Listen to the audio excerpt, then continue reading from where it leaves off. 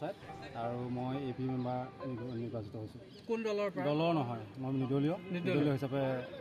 আপুনি কিমান ভোট লাভ কৰিলে? 648টা ভোটত জয়ী হৈছোঁ।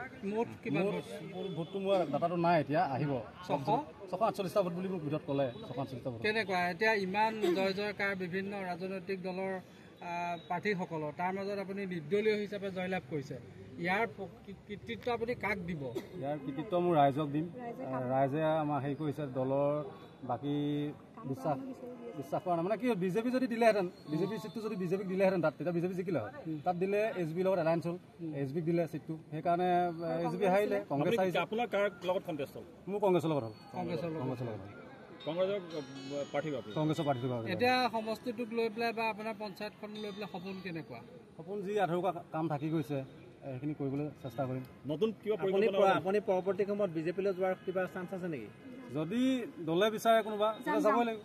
আগতে আপুনি বিজেপিৰে মানে প্ৰাৰ্থীত্বৰ পৰা বঞ্চিত হৈ বিচাৰিলে আপুনি বিজেপিলৈকে যাব?